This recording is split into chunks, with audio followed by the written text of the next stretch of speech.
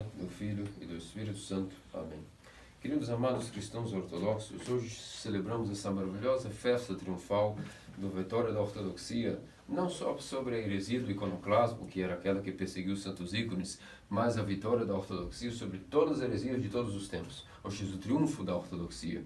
E essa maravilhosa festa foi instituída pela imperatriz Teodora, juntamente com seu filho Miguel, que estava ainda vacante no trono devido à não ter idade suficiente para assumir o trono, e a sua mãe, esposa do imperador Teófilo, quando ele faleceu, assumiu o trono como imperatriz regente, a imperatriz Teodora, e no primeiro domingo da quaresma, do ano de 842, a Santa Imperatriz Teodora proclamou a entrada triunfal dos ícones na igreja novamente, restabelecendo em todo o império aquilo que era a liberdade de culto dos ícones, e todos com a procissão triunfal, juntamente com o patriarca Metódio, fizeram entrada triunfal naquilo que era a igreja de Hagia Sofia, a catedral de Hagia Sofia, em Constantinopla, e aí foi proclamado que até a volta de nosso Deus Salvador Jesus Cristo, todos os primeiros domingos da Grande Quaresma serão dedicados ao triunfo da ortodoxia, essa festa magnífica, onde nós celebramos a vitória dos ícones sobre o iconoclasmo, a perseguição dos ícones, onde muitos santos padres derramaram seu sangue, foram perseguidos, surrados,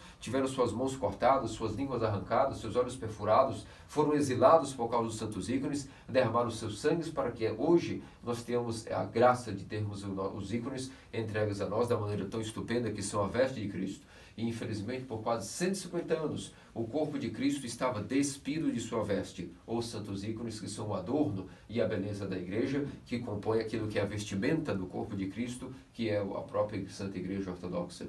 E por isso, antes de falarmos sobre os detalhes dessa maravilhosa festa, vamos atentar ao Evangelho de hoje.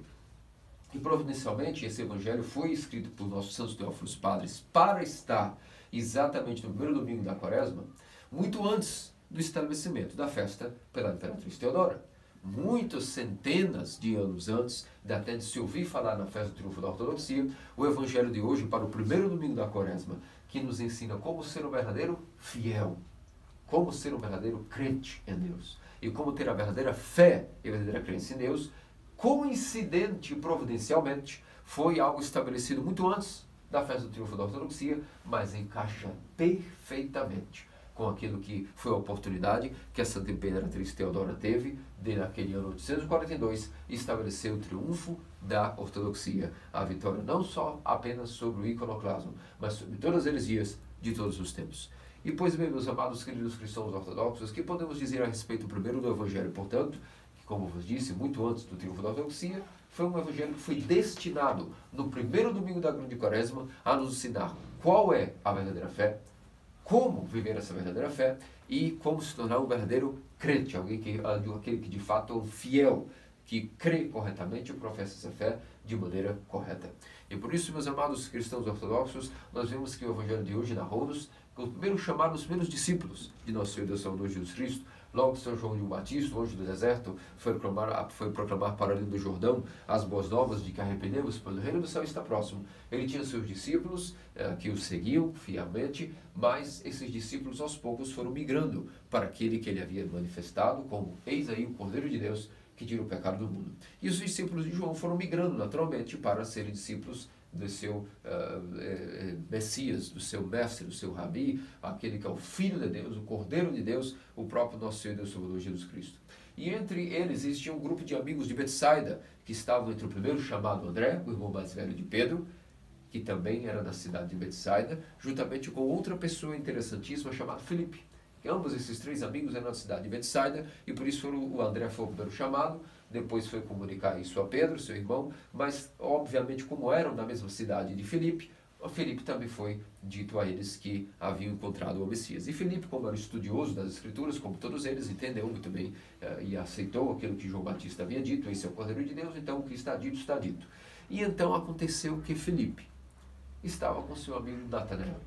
E então quis anunciar também para Natanael aquilo que era o chamado apostólico. E foi correndo para Natanael e disse: bom, Natanael, encontramos finalmente o Messias. E ele é nada mais nada menos que Jesus, o filho de José, que todos nós conhecemos, Jesus de Nazaré é o Messias. E Natanael, não por deboche, mas por ser um grande estudioso das Escrituras, sabia que o Messias apenas poderia vir de Belém. A Escritura narrava que devia ser da cidade de Davi, e nascido na cidade de Davi, a cidade de Belém.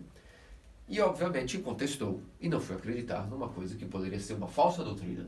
Afinal de contas, Natanael era aquele que queria proclamar a verdadeira fé em Cristo. E então ele dirigiu-se: pode sair algo bom de Nazaré? Queria que dizer isso. Além de Nazaré ser muito mal visto naquela época pelo todo o povo de Israel, por ser um povo simples que guardavam ainda as tradições de maneira pura, no sentido que Filipe disse, não foi muito debochando da piedade dos nazarenos, ainda que sim, toda a Judéia, Samaria e entre mesmo os galileus, Nazaré era visto como uma cidade de fanáticos, aqueles poucos que guardavam a verdadeira fé, e por isso era chamado de fanáticos pelos demais israelitas. Mas eles eram um povo simples, eram aqueles que guardavam a verdadeira fé. Não sei, nenhuma influência de superstições, de astrologia, nem de crenças do Talmud, mas sabiam a verdadeira interpretação e do que caracterizaria a libertação do povo de Israel ao nível de pecados de iniquidade, não ao nível de Império Romano ou um líder militar. E é por isso que, não por isso exatamente, mas principalmente porque o Messias não poderia vir de Nazaré, mas de Belém. E ainda mais, Nazaré é uma cidade pequenina, uma das melhores cidades entre os clãs daqueles que viviam na Galileia. Natanael muito bem diz: ora, pode vir algo bom de Nazaré, nesse sentido, pode vir algo de bom. O que é algo de bom? Pode nosso Deus encarnado, o Messias, vir de Nazaré? O Messias, ou seja, algo de bom para nós israelitas, só pode vir de Belém. E então, Felipe, naquele momento, que estava se dirigindo a Natanael, não quis dizer nenhum tipo de explicações, apenas disse: vem e vem, sem querer explicar nada. E nesse momento Natanael acompanhou Felipe e foi indo até nosso Senhor e Salvador Jesus Cristo. Mas antes de ele se aproximar, o nosso Senhor já fitou de longe Natanael e disse: eis aí um verdadeiro israelita, em quem não há dolo. E naquele momento, Natanael, também sendo estudioso das Escrituras, sabendo que nenhum judeu aceita para si elogios assim de uma maneira bajulada, obviamente não foi aceitar esse elogio até estranho. Eis aí um verdadeiro israelita, em quem não há dolo, em quem não há culpa, em quem não há malícia, em quem não há nada de mal. Ora, de onde me conheces? Para que possas vir com esses elogios. Há um caráter judeu de defender-se contra elogios. Muito bem, Natanael se dirigiu a nosso Senhor Jesus Cristo e disse para ele: de onde me conheces? Para que venhas com tais elogios. E então nosso Senhor disse: antes de Filipe te chamar, quando estavas na figueira, eu te vi. E naquele momento, o Natanael se ajoelha diante de nosso Senhor Jesus Cristo e proclama em lágrimas: Rabi, tu és o Filho de Deus, o verdadeiro Messias, o libertador de Israel. Amados queridos cristãos ortodoxos, nos perguntemos: que tinha de tão especial?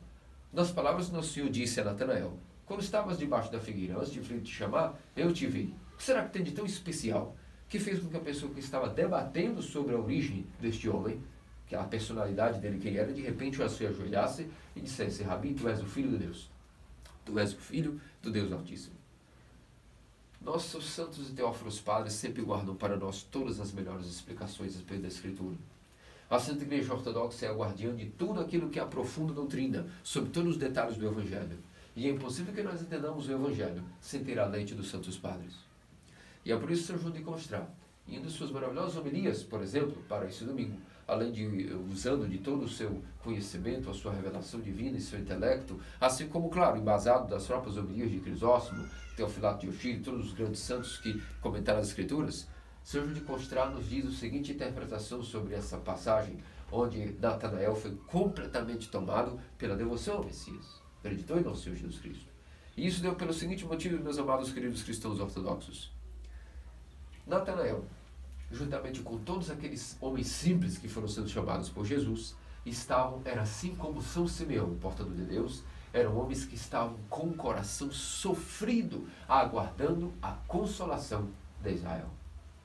E é por isso que Natanael estava sempre orando, que já não aguentava mais a iniquidade que jazia sobre o povo de Israel. Assim como também a oração de Pedro, a oração de André, a oração dos filhos de Zebedeu, essas pessoas tinham algo em comum com Simeão, o portador de Deus, aquele que recebeu Cristo no templo. Eles não aguentavam mais a iniquidade que jazia sobre Israel e pediam, oravam: ó Messias, até quando tardarás? Não nos abandone, venha, manifeste-se, pois agora é o teu momento, já não é possível mais. Já não temos mais rei, não temos sacerdote, não temos profeta, não temos nada, apenas venha e console-nos. Já não aguentamos mais o opróbrio do teu povo. E então, esse foi um dos momentos em que Natanael estava orando e debaixo de uma figueira ele mantinha essa oração. Foi manter a sua oração, o seu estado de súplica ao nosso Senhor Jesus Cristo, e debaixo da figueira ele estava em um desses momentos, onde ele pedia, por favor, venha, manifesta, Senhor Emanuel, teu povo Israel, como Isaías havia profetizado de ti. Não nos abandones, e eu quero servir a ti de alguma maneira. Venha e me faça um servidor teu, ó Messias. E naquele momento, como eu disse hoje de mostrar, em seu coração, Natanael escutou uma voz que disse para ele: eu sou o teu Deus, Deus de Abraão, Isaque e Jacó. Eu sou o Messias. E eu estou indo para me manifestar a ti, ó Natanael, e não só a ti, a todas as nações de ser glória do povo Israel. Finalmente virá consolação sobre Israel. E essa voz no coração que Natanael escutou, portanto, deu um grande conforto, como um orvalho refrescante o consolou. E ele, portanto, levantou-se da figueira, daquela oração noética que ele havia adquirido, aquela voz que ele escutou no Espírito, em seu coração estava confirmado. Teve uma certeza pela revelação de Deus a ele, que revelou diretamente a ele, pela força do Espírito Santo, de que ele estava indo encontrá-lo, que não tardaria e o Messias iria se manifestar. E portanto ele levanta de sua oração debaixo da figueira com a garantia de que o Messias iria se manifestar a Israel e a ele também, e o iria chamar para o servir em algum momento. E ele levanta-se da figueira e encontra o Filipe, e curiosamente Filipe de fato o leva ao nosso Senhor Jesus Cristo. Após terem uma conversa, e alguns momentos se passaram, e naquele momento, portanto, quando ele se dirige ao nosso Senhor Deus Salvador Jesus Cristo e diz: de onde me conheces? E nosso Senhor diz: quando tu estavas na figueira, eu te vi. Nesse momento, meus amados queridos cristãos ortodoxos, a mesma voz que havia dado garantia a Natanael debaixo da figueira de sua oração, queria vir salvá-lo e a todo Israel, fez-se reconhecida, e os seus olhos carnais puderam com os seus ouvidos espirituais escutar e ouvir aquilo que seria a voz do próprio Verbo de Deus. E ele reconheceu que aquela mesma voz que disse: eu te vi quando estás debaixo da figueira, era exatamente o próprio Deus que havia falado com ele e dado garantia a ele. E nesse momento, quando ele confirma no seu ouvido espiritual que esse era o Messias que havia falado com ele debaixo da figueira, que havia se feito homem, já estava vivo, já tinha mais de 30 anos de idade, e se encontrou com ele agora, ele de joelho cai, completamente tomado de compulsão, e diz: Rabi, tu és o Filho de Deus, tu és o Messias, o libertador de Israel. E nosso Senhor disse para ele: só porque te disse que devia ir na figueira tu crês, levanta, porque muito mais coisas vereis. Vereis o Filho do Homem descendo e subindo, e os anjos do céu subindo e descendo sobre o Filho do Homem, daquilo que seria a grande manifestação dos mistérios, dos sacramentos da Igreja Ortodoxa, que aí com certeza já estava sendo preparada através do próprio corpo de nosso Senhor e Deus Salvador Jesus Cristo, que se ofereceria em sacrifício ao seu Pai e deificaria a natureza humana no mistério da ascensão, do Pentecostes e sua morte e ressurreição. Por isso, meus amados cristãos ortodoxos, aqui através de Natanael, nós aprendemos duas coisas perfeitas para esse Evangelho. No primeiro domingo da Quaresma, nós precisamos aprender como ser um verdadeiro fiel, ter a verdadeira fé, e como ser alguém que pratica de maneira correta essa verdadeira fé. As duas maneiras de ser um correto fiel e ter uma correta fé. E a figura de Natanael nos ensinou o seguinte, meus amados queridos cristãos ortodoxos. Nosso Senhor, quando se dirigiu a ele, o chamou da seguinte maneira: eis aí um verdadeiro israelita, em quem não há dolo. Que não sei o que quis dizer, dirigindo-se a Natanael dessa maneira: tu és o verdadeiro israelita em quem não há dolo. E isso é exatamente o modelo que nosso Senhor diz que cada um de nós deve ser para ter a verdadeira fé e ser um correto fiel, um correto crente daquilo que são os dogmas da Santíssima Trindade e daquilo que é a revelação devido aos dogmas da fé. Primeiramente, o que significaria ser um verdadeiro israelita? Chamar alguém: tu és um verdadeiro israelita. Se vocês analisarem as Escrituras, o nome Israel foi dado a Jacó. Quando Jacó estava deitando fez de uma pedra o seu travesseiro e tirou um cochilo. E nesse cochilo ele teve uma visão no Espírito. Viu uma visão das portas do céu aberto e os anjos de Deus subindo e descendo da terra para o céu, do céu para a terra. E naquela hora ele se espantou e disse: de fato esse lugar é santo e Deus habita esse local. E foi dito a ele que ele agora chamar-se-ia Israel. Israel significa, da linguagem hebraica, o que vê a Deus. E Jacó foi agora renomeado por Deus como aquele que vê a Deus. Tu és agora Jacó, Israel. E tu me darás luz às nações de Israel, uma nova nação que eu escolhi para ser o meu povo, o povo de Deus. E por isso Jacó foi renomeado. Israel significa aquele que vê a Deus. Portanto, o verdadeiro israelita, chamar alguém, tu és o verdadeiro israelita, era dizer que tu és o verdadeiro fiel de todas as doutrinas que o povo de Israel poderia guardar. E isso queremos dizer então, queridos amados cristãos ortodoxos, que o primeiro cristão ortodoxo que guardou a verdadeira fé e a proclamou de maneira incólume, proclamado publicamente no Evangelho, foi Natanael. Porque nós, cristãos ortodoxos, somos aquilo que é o povo do novo Israel. Porque a igreja ortodoxa é a nova nação, é a pátria celestial, que já nesse mundo visível tem uma expressão exterior daquilo que é o reino dos céus, o próprio corpo de Cristo. E no corpo de Cristo é a igreja ortodoxa. A igreja ortodoxa é o corpo de Cristo e nele jaz a expressão exterior e visível daquilo que é o reino dos céus, através dos mistérios, dos sacramentos, de tudo aquilo que é a verdadeira doutrina. Esta é a condição para estar unido dentro deste limite chamado corpo de Cristo. Professar a verdadeira fé, ser um verdadeiro israelita. Ou seja, ser aquele que vê a Deus. E o que significa alguém que vê a Deus de fato? Isso, meus amados cristãos, significa que a pessoa que vê a Deus, ela não teve a revelação de Deus por nenhum outro homem, nem através de superstições, nem através de projeções mentais ou ideias. Aquele que é o verdadeiro israelita se vê a Deus, crê e confessa nele, porque o próprio Deus se revelou a ele diretamente. Isso significaria ser o verdadeiro israelita. E por isso Natanael foi chamado, eis aí o verdadeiro israelita, porque tu foste digno de agora há pouco ter me visto debaixo da figueira e falado comigo. Não o homem se revelou a ti, ó Natanael, eu mesmo, teu Deus, me revelei a ti. E é por isso que quando ele entendeu todos esses mistérios, naquele segundo se prostrou diante do Senhor e clamou, Rabi, tu és o Filho de Deus. Porque ele percebeu que de fato ele estava sendo chamado verdadeiro israelita, não por outro motivo, senão pelo fato de que Deus se revelou a ele diretamente e disse quem era o Messias, se apresentou a ele e disse a ele, deu garantias a ele de que se manifestaria a ele a todo Israel. Então o verdadeiro israelita é aquele que não tem uma crença criada por homens, nem uma crença projetada pela mente humana, nem com superstições e ideias. É aquele que de fato conhece a Deus e crê em Deus porque Deus se revelou a ele diretamente. Ora, meus amados cristãos ortodoxos, significa então que ser um verdadeiro israelita é ser um cristão ortodoxo. É aquele que crê em Deus e o conhece, não por coisas que os seres humanos criaram, não por falsas doutrinas, não por projeções mentais. É a sã doutrina tal qual foi revelada a Adão, a Noé, a Moisés, aos profetas, aos apóstolos, pelo próprio Deus. Eu sou. Se revelou e manteve-se revelando-se até os apóstolos e a Santa Igreja, portanto, o novo Israel, guarda essa revelação intacta, sem pôr a mais nada, sem remover nada, apenas tal qual Deus é. E é por isso que ser um cristão ortodoxo, aqui está a maneira como ser verdadeiro fiel, como ser um verdadeiro crente, ser um verdadeiro israelita, aquele que vê a Deus. Por quê? Porque ele não aceita crenças que são criadas por homens, nem crenças que foram subtraídas daquilo que é a parte integral da fé, e nem tampouco coisas que foram somadas depois. O verdadeiro israelita é o verdadeiro cristão ortodoxo. É aquele que vê a Deus, porque o conhece e o conversa com ele face a face, porque sabe quem adora.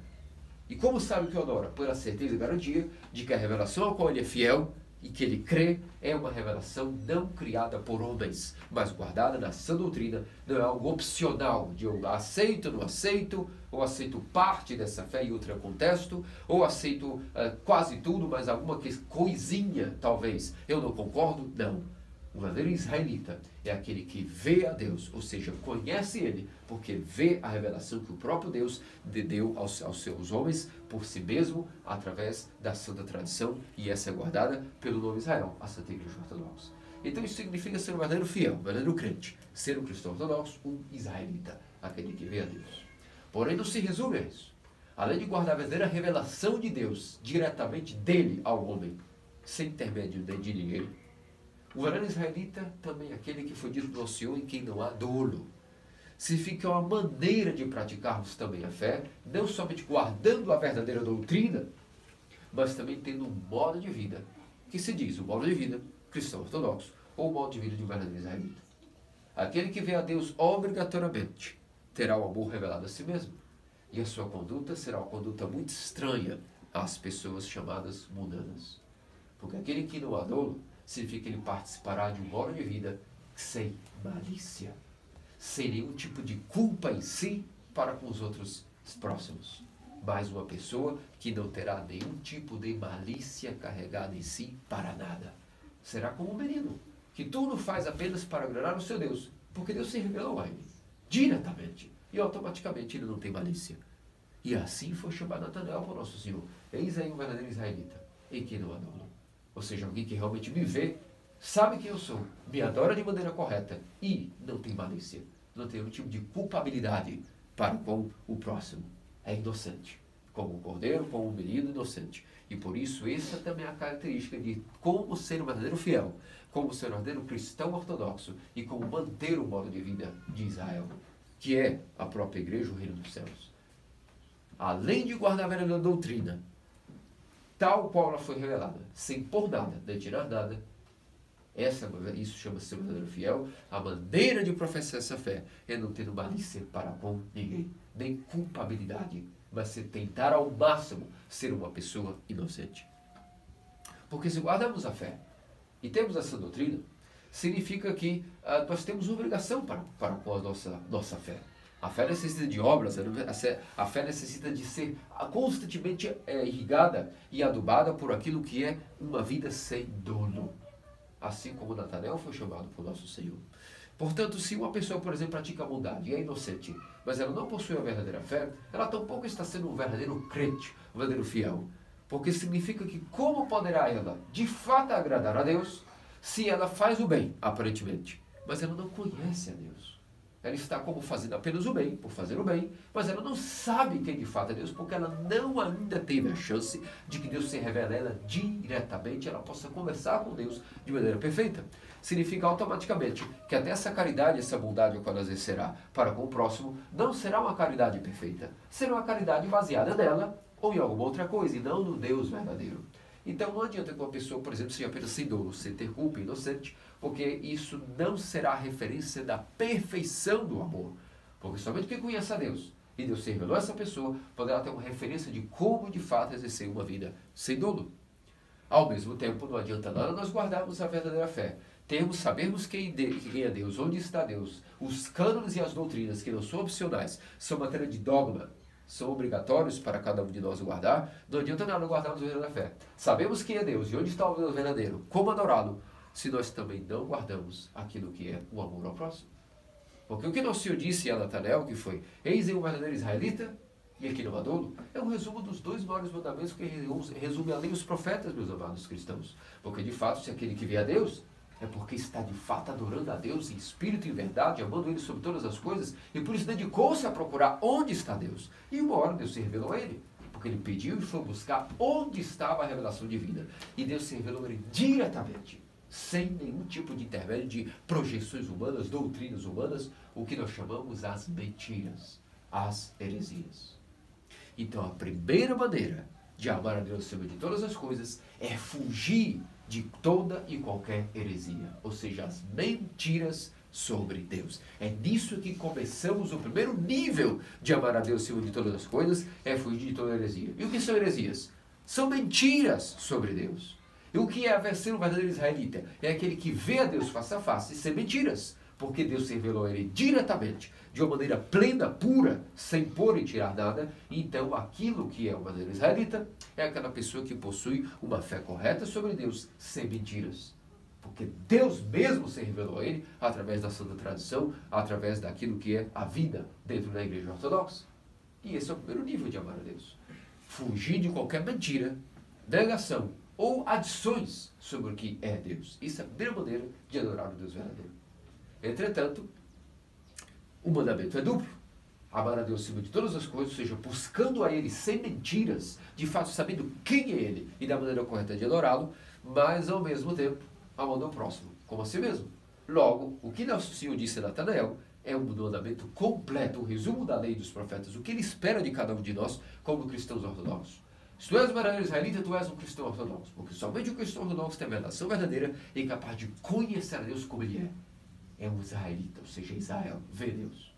Entretanto, dele não deve haver dolo, ou seja, ele deve amar ao próximo como a si mesmo, sem ter carregar culpabilidade dentro de si. Foi o resumo de todos os dois mandamentos. E é claro que nós sabemos muito bem que isso será muito difícil. É necessário manter a confissão de fé. Mas mantendo a confissão de fé, também teremos muitos conflitos. Conflitos dentro da igreja, conflitos fora da igreja, conflitos no trabalho, conflitos nas famílias. E não há problema. Há que sempre lembrar. Devo confessar a verdadeira fé, a fé do cristianismo ortodoxo. E devo sempre quando caio, sempre quando há conflitos, sempre quando há problemas, me levantar e me reconciliar com o meu irmão. Logo, ser alguém que não tem dolo, significa também alguém que constantemente está buscando arrependimento. Mesmo que caia, mesmo que erre, mesmo que blasfeme, mesmo que cause intrigas entre os irmãos, há que ser humilde, levantar-se e procurar ser um verdadeiro israelita e que não há dolo. Professando a verdadeira fé cristã ortodoxa, mas tendo a capacidade de levantar, pedir arrependimento, e o mundo constantemente está lutando para que não haja dolo acumulado. Porque muitas vezes nós imaginamos que talvez ser um verdadeiro israelita que não há dolo ser um ser perfeito. Veja, queríamos todos nós ser perfeitos e devemos lutar até o fim de sermos perfeitos e misericordiosos, como o nosso Pai é perfeito e misericordioso. Mas nós sabemos que isso é difícil. Então, ser um verdadeiro israelita significa nunca abandonar a verdadeira fé, a fé ortodoxa, mas nunca aceitar mentiras contra Deus. Mas, acima de tudo, também, junto com isso, sempre que nós caímos em algum tipo de pecado ou blasfêmia, nós caímos para o arrependimento de olhos cheios de lágrimas e peçamos a Deus o perdão, e isso Ele nos encontrará no estado ao qual nos fará dignos de estarmos sem dolo. Para isso existe a confissão e existe os sacramentos. Por isso, meus amados cristãos, nós aqui vimos quais são os mistérios desse evangelho que foi destinado por nossos santos padres para todo o primeiro domingo da Quaresma, nos ensinar onde está a igreja, qual é a verdadeira fé, quem é Deus, como ser verdadeiro adorador e fiel e crente em Deus e como praticar corretamente a verdadeira fé. Onde está a igreja? Quais os limites dessa igreja? Que são limitados, os limites da igreja são colocados como os cânones e dogmas da igreja. Todo aquele que não aceita esses cânones está fora da igreja, porque a igreja agora possui um corpo circunscrito. Quando nosso Senhor encarnou, a igreja passou a estar delimitada em seu corpo. E o que garante ou não que nós estejamos dentro desse corpo ou fora desse corpo é a nossa capacidade de guardar os cânones e dogmas da igreja, que não são opcionais. É o que nos faz aptos de estarmos inseridos dentro daquilo que é a verdadeira fé. O que significa a verdadeira fé em poucas palavras? Conhecer a Deus tal como Ele é, sem erros, sem nenhum tipo de equívocos, sendo um verdadeiro israelita, aquele que é capaz de conhecer e ver a Deus. E praticar um modo de vida completamente inocente, procurando sempre limpar o seu coração através do arrependimento. E nós chegamos naquilo que é a coincidência desse evangelho, coincidir exatamente com a festa do triunfo da ortodoxia, que para sempre será manifestada, celebrada por todo o cristão ortodoxo, no primeiro domingo da grande quaresma, a restituição dos santos ícones. E como vos disse no primeiro momento do sermão, esta festa foi estabelecida por nossos santos Teófilos Padres no ano de 842 pela própria imperatriz Teodora, que naquele momento ficou viúva do imperador Teófilo, que foi o último imperador iconoclasta de toda a história, e ela, portanto, apoderou-se do trono quando ele faleceu e tratou de, como seu filho Miguel ainda era um menino que não estava apto pela maioridade a governar o trono, ela foi a imperatriz regente, e a primeira coisa que ela fez, quando teve a oportunidade, quando seu marido faleceu, foi correr ao patriarca Metódio e dizer: vamos restituir todos os ícones e retificar aquilo que a outra imperatriz, antecessora minha, a imperatriz Irene, havia feito também, daquilo que foi a convocação do sétimo concílio ecumênico. O sétimo concílio ecumênico havia rechaçado todas as heresias. Não só o iconoclasmo havia sido vencido, como também todas as heresias de todos os tempos havia sido proclamado aquilo que seria a pureza maior de toda a fé. Em matéria de ambiguidade, não haveria mais nada que deveria ser explicado em termos de ambiguidades. porque a fé foi completamente revelada por Deus, mas ela ainda necessitava, para a fraqueza dos fiéis, ser completamente resolvida em matérias de ambiguidade, sofismos, e isso chegou ao seu limiar no sétimo concílio ecumênico. O número 7 representa a perfeição, e por isso, a partir do sétimo concílio, toda e qualquer heresia que surgiu ou surgirá é nada mais ou menos que uma heresia antiga, que agora trocada de nome, muda de local, muda de geografia, muda de pessoas que estão por detrás dela, mas não passam de serem heresias que nós estudarmos os 7 concílios, veremos que essas heresias já haviam sido condenadas, ainda que estejam agora mascaradas por outro tipo de nome, ou tipo de aparência, são heresias que já foram condenadas. E então a imperatriz Teodora retificou aquilo que foi colocado no sétimo concílio, de que os ícones deviam ser adorados e venerados por todo cristão ortodoxo. E isso, meus amados cristãos, significa que não é uma matéria opcional. Vamos nos perguntar agora, então, aproveitando essa parte do sermão, em que consiste um ícone? Por que devemos ter ícones? Em que consiste a verdadeira veneração e adoração dos santos ícones? E qual é a verdadeira postura que alguém tem que ter para com o ícone? Por que é importante o tema dos ícones e em que consiste esse assunto chamado a iconografia? Em primeiro lugar, meus amados cristãos ortodoxos, ter ícones em casa, possuir ícones e venerá-los e beijá-los, não é algo opcional, como muitos pensam. É algo obrigatório. Beijar e debruçar os ícones não é algo que foi deixado para que o cristão escolhesse. Isso é algo que é, pela sua doutrina, algo obrigatório. Por quê? Primeiro temos que entender o que de fato se tornou o ícone. O ícone é nada mais nada menos que uma janela para o céu, na qual Cristo está completamente presente através de sua graça. Negar o ícone é algo seríssimo, porque negar o ícone, nossos santos padres nos ensinam, é negar o próprio Cristo. Por quê? Porque se negamos a sua imagem, negamos automaticamente a sua encarnação. E aquele que nega que Deus se fez homem e encarnou é um homem herético. Porque Deus, perfeitamente em sua divindade, Deus se fez perfeito em sua humanidade, homem, e a uma vez. Verdadeiro Deus e verdadeiro homem. E como todo homem possui uma imagem, e toda imagem de um homem pode ser retratada, é óbvio que se nós negamos que Deus tem uma imagem, ou seja, um ícone, negamos que então a sua aparência pode ser retratada. E se negamos que a aparência de Deus homem pode ser retratada, algo tem de muito errado aí, do que nós compreendemos sobre quem foi Cristo em sua humanidade. Talvez ele de repente se aparecesse uma figura humana, mas era um fantasma ligado a uma aparência humana, como diziam alguns hereges? Claro que não. O seu corpo era matéria tal qual é a nossa matéria, com exceção de uma única coisa, desprovida de corrupção, de caducidade do corpo e de pecado. Então negar a imagem de Deus, negar o seu ícone, é negar a sua própria encarnação, que se fez homem. E isso é negar automaticamente todo o cristianismo. E por isso o demônio foi muito esperto. A última heresia que tentar sacudir a igreja foi negar o iconoclasmo. Foi negar, perdão, os ícones através do iconoclasmo. E tão poderosa foi essa heresia que ela assolou a igreja por 150 anos, meus queridos cristãos ortodoxos. Muitos homens e mulheres derramaram sangue por causa dos santos ícones. Por quê? Porque sabiam que se negassem os ícones, negariam a própria encarnação de Cristo. E era melhor morrer do que negar que Cristo se fez homem, por nossa causa, por nossa salvação. Trouxeram à tona novamente as palavras de Atanásio, que disse: o que Deus não assumiu, ele também não curou. E, portanto, é gravíssimo o fato de negar o ícone, não é algo opcional, que podemos guardar várias partes da doutrina, mas nessa parte dos ícones, como que sermos cristãos um pouco que protestantes, negar as imagens, negativo. Se negamos as imagens, negamos o próprio Deus homem. Por quê? Porque se Deus foi verdadeiramente Deus, sem deixar o trono do seu Pai, mas no mistério chamado encarnação, também se ligou ao corpo de homem, e esse corpo de homem era perfeito homem, tal qual nós somos, com exceção do pecado, ele possui uma imagem. E se possui uma imagem, toda imagem de homem pode ser retratada.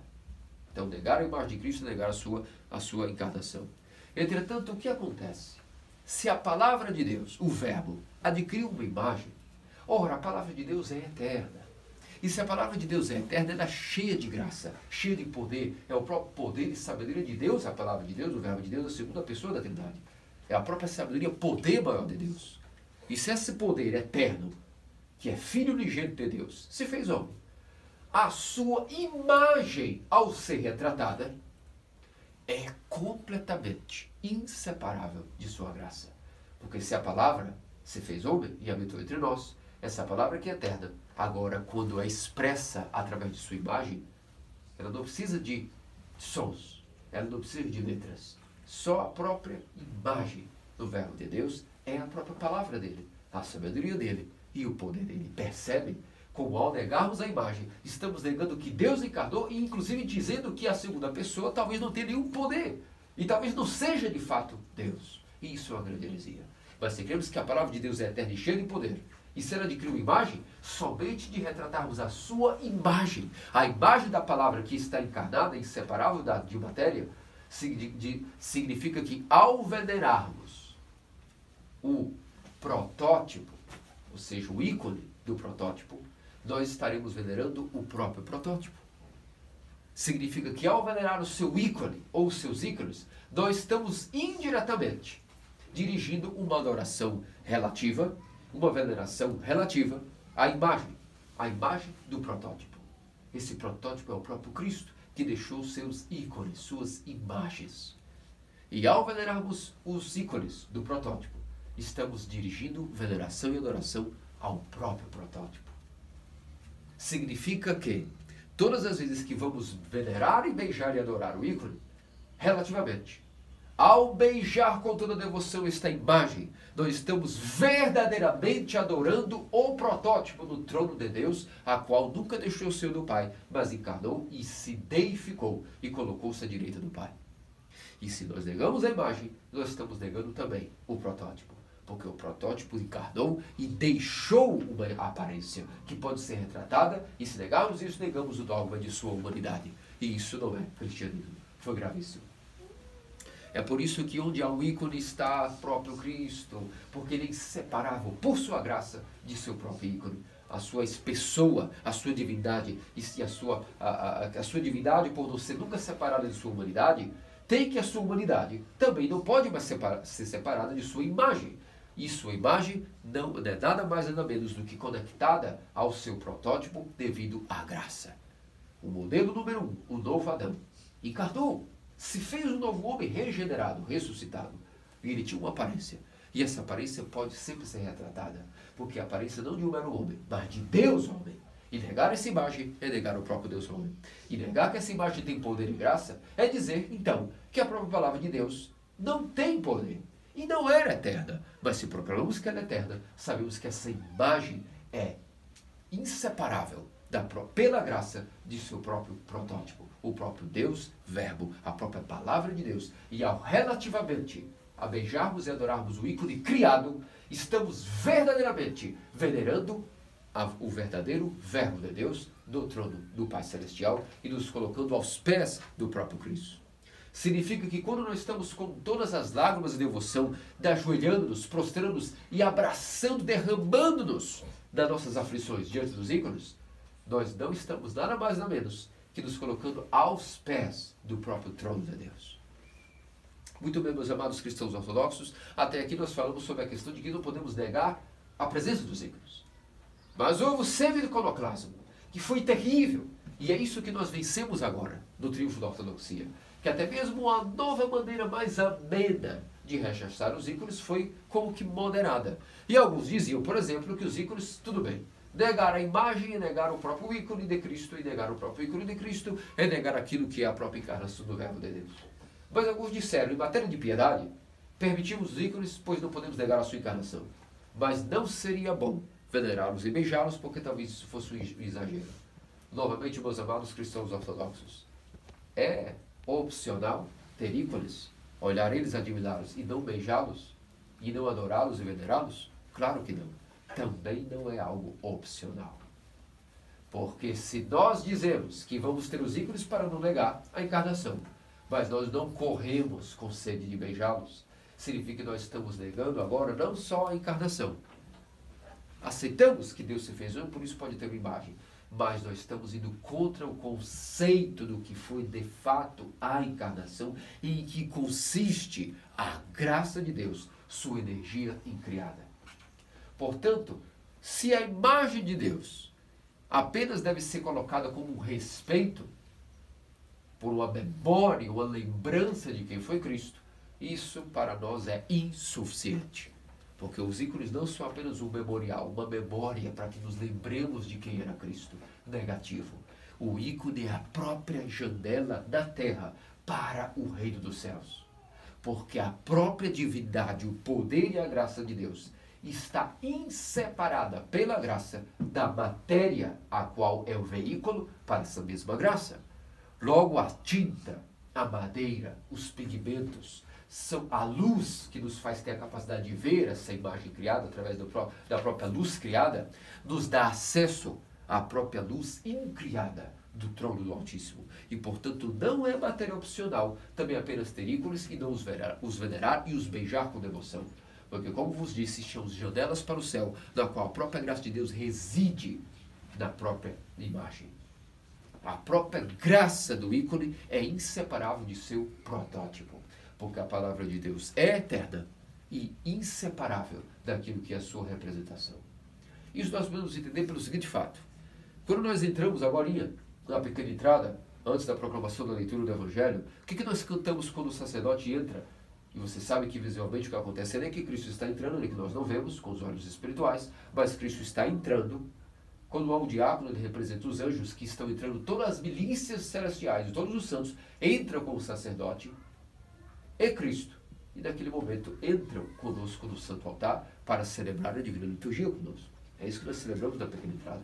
O que é que nós cantamos ali quando o Evangelho entra erguido? Nós cantamos: vinde, adoremos e prostremos diante do próprio Cristo. Significa que de quem é que nós estamos falando? Do Evangelho. O Evangelho é erguido porque é o próprio Cristo que está entrando. Não é como se fosse, é o próprio Cristo. E é por isso que nós veneramos e dizemos: vinde, adoremos e prostremos-nos diante do próprio Cristo. Quem? O Evangelho. Porque o Evangelho é o ícone verbal do protótipo. Entende? O protótipo tem várias maneiras de se relacionar com a criação. E uma dessas maneiras é que a palavra de Deus eterna também é inseparável de suas palavras criadas e escritas, por exemplo, no Evangelho. Alguém sem consciência tem coragem de pregar o Evangelho, tocar fogo e dizer: isso não significa nada para mim, porque são apenas palavras escritas por tinta. Não. Esta matéria de tinta e papel e celulose, agora ainda que não é Deus, está completamente inseparável do próprio protótipo, tornando-se, portanto, um veículo de graça, um ícone verbal e literário daquilo que é o próprio verbo de Deus, a palavra criada. Não há diferença alguma nisso, amados cristãos ortodoxos, do ícone de Cristo, o Evangelho, agora não escrito em letras, mas em ícones, em imagem para os analfabetos. Foi assim que, inclusive, as pessoas tinham muita vontade de mostrar o Evangelho para aqueles que eram letrados nos primeiros séculos e escreviam nas paredes a própria narração de Cristo, a sua vida. E ao acaso, na hora que escreviam os movimentos de Cristo, que ele andou entre nós, que ele comeu entre nós, que ele bebeu, teve fome, sede, jejuou, sofreu, padeceu, derramou sangue, ressuscitou, foi glorificado aos céus. Podemos dizer que ao escrevermos essas cenas, essa tinta, essa parede, essa matéria agora estão completamente criados. E não há nada de graça que possa passar através disso. Isso é um delírio. É uma mentira de Satanás, uma heresia, e por isso o sétimo concílio teve que detonar e aniquilar essa falsa compreensão sobre os ícones. E as pessoas, quando foram escrevendo os ícones nas paredes, o primeiro ícone foi escrito pelo próprio Senhor. Porque negaram os ícones, inclusive, a ser desobediente ao próprio Cristo. Porque o próprio ícone, o primeiro ícone foi escrito por ele mesmo. Não me refiro ao episódio de Verônica e sua paixão. Me refiro até ao mesmo rei Abigar, que quando pediu que Nosso Senhor fosse interpolado por um dos seus emissários, quando ele andava em Jerusalém, e então um dos seus emissários, do rei Abigar da antiga Pérsia e Edessa, foi a ele e disse: quem és tu? O meu rei vê a tua fama, o rei Abigar, diretamente de Edessa, está pedindo que você diga para ele quem é. Ele quer tirar essa dúvida. Quem és finalmente? Esse homem famoso que faz milagres, ressuscita mortos. E Nosso Senhor não respondeu nada. Apenas pegou um lençol, colocou em sua cara e tirou e imprimiu em cores, vivo e a cores, a sua própria imagem, diz: mostra o teu rei quem eu sou. E diz a ele que futuramente enviaram alguém para cuidar dele.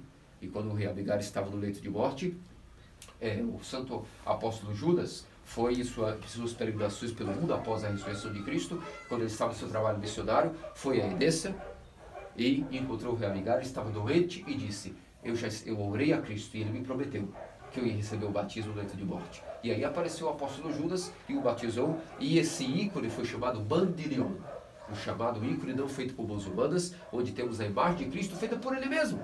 Então, se negamos os ícones, negamos o próprio Cristo, que mesmo criou o próprio ícone. Depois negaremos a autoridade dos bispos e apóstolos, pois o próprio apóstolo Lucas também escreveu o ícone da mãe de Deus, na própria mesa de madeira, da mesa onde Nosso Senhor, quando era menininho, com a Santíssima Teóloga São José, tomava seus cafés e refeições. Negar os ícones é negar a própria tradição, a própria graça do próprio apóstolo Lucas, que era médico, bastidor de artes, e escreveu a própria imagem da mãe de Deus. Portanto, o ícone não é apenas a arte sacra da igreja, amados cristãos ortodoxos. O ícone é a própria graça de Deus, acessível tão fácil a nós, como o grande tesouro. Aquele que entende isso, quanto aprecia os seus ícones.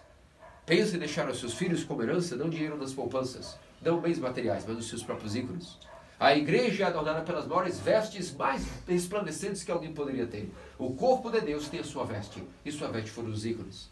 E hoje nós comemoramos o triunfo da ortodoxia, a festa onde depois de 150 anos de sangue e cabeças roladas no império, finalmente Cristo que estava nu teve novamente a graça de ser revestido com a sua túnica ou santos ícones. A orla de suas vestes, a qual todo aquele que crê apenas trisca da ponta da veste de Cristo, terá o seu sangue completamente retido, ou seja, os seus pecados, a sua morte, a sua corrupção, ao ponto daquela mulher hemorroída, que só de ter fé que sair na orla das vestes seria curada. Assim, aquele que entende o que é o ícone, sabe que o protótipo é inseparável de seu ícone e de sua imagem. E ao triscar e venerar com amor, e debruçando-se, abraçando-se com lágrimas, o ícone estará diretamente ganhando graça, diretamente do próprio protótipo, o próprio verbo de Deus. E então terá remissão de seus pecados, luz, energia, força, terá suas baterias reacendidas pela graça do ícone. E é por isso que não é matéria opcional nem facultativa que o homem possa ter ícones e não os beijar. Além de ter ícones para não negar a encarnação de Cristo, não pode deixar de correr, muitas vezes por dia, se persignar e correr e beijá-lo, venerá-lo, colocar sua testa debruçada sobre, dizendo: estou aqui diante do próprio trono de ti, ó Altíssimo, não me abandones, ilumina-me, dá-me a tua graça, dá-me consolo, cura minhas enfermidades físicas e espirituais. Quem tem o ícone está diante do próprio trono de Deus. Que grande graça! E quero vos dizer que não apenas o ícone de Cristo nos referimos, que trata-se da teologia do ícone. Toda a igreja ortodoxa é como o ícone de Cristo. Tudo que nós ouvimos na igreja, os sermões, os ofícios, tudo que nós vemos, tudo que nós cheiramos, tudo que é expelido da Santa Igreja Ortodoxa e escorre dela, é a própria graça de Deus. Podemos dizer que a teologia do ícone resume para nós tudo o que é a própria igreja. A Santa Igreja Ortodoxa é o ícone de Cristo. Com todo aquele que trisca dela, escuta ela, ouve ela, vê ela, é obediente a ela, se mescla com ela, se mistura com ela, está se misturando diretamente com a própria graça de Deus, que é inseparável de sua mesma essência. E a essência de Deus brilha para nós os seus raios de energia incriada, a graça. E ao mesmo tempo, para isso, encarnou e se uniu à matéria. A própria divindade de Deus se uniu à matéria de um mistério chamado encarnação.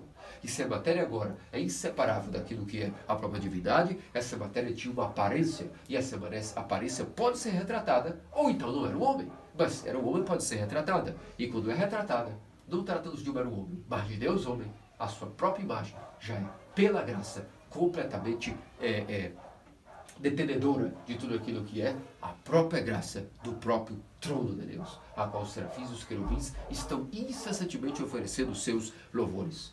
Imaginemos que estar diante dos ícones é como estar no constante bronzeamento de luz e energia do sol da justiça, bronzeamento de graça, ao ponto que a nossa aparência interior vai mudando, porque o sol muda a nossa aparência exterior, mas os ícones vão aquecendo, vão bronzeando de graça a nossa aparência interior, ao ponto que o homem, depois de tanto estar exposto a esse sol, essa energia dos ícones, junto com os sacramentos, junto com os sermões, junto com os ofícios, junto com os cantos, junto com a confissão, junto com os santos mistérios, essa pessoa por dentro exposta a tanta graça, também mudou a aparência interior. E mudar a aparência interior chama-se arrepender-se, mudar de aparência, mudar de mente. Voltando agora a ser a imagem de Deus, tal como o protótipo nos ensina. Isso é a regeneração de Adão. O novo homem, Deus e homem uma vez. E adquirindo aos poucos a sua própria semelhança. Quanto mais beijamos os ícones, mais nos aproximamos daquilo que é a imagem de Deus. E essa imagem vai nos incorporando-se em nós, encarnando em nós através dos mistérios da igreja, e depois até nos dá não só uma imagem, porque todos nós temos que nos conformar a uma certa imagem. Qual é essa imagem? O homem caricato deve se tornar um homem deificado, Cristo. Todos nós devemos nos tornar outros Cristos. E negar os ícones é negar que nenhum de nós então nunca poderá ser deificado. E é gravíssimo. Mas se os ícones são a próprio homem, Deus, o homem deificado, significa que quando ele encarnou, morreu, ressuscitou, ascendeu aos céus, ele deu a graça através do Pentecostes de todos também nos tornarmos outros Cristos. Ícones dele mesmo. E é por isso que nós também representamos ícones da Teodóxos e de todos os santos, porque dizemos, essas pessoas adquiriram a semelhança do protótipo. Se ela adquirir a semelhança, a graça dele também está morando neles. E logo também são representados em ícones.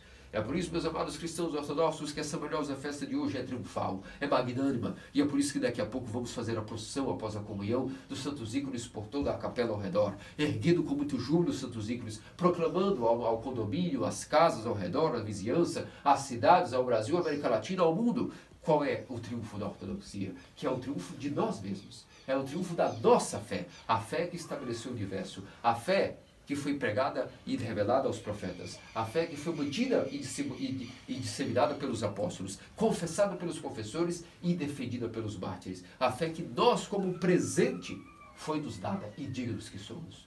Quem poderia dizer que essa fé iria ser dada a nós como presente e embrulhado para nós, através dessa doutrina, que é a Santa Igreja Ortodoxa, e, portanto, nunca esquecemos de como ser um verdadeiro israelita.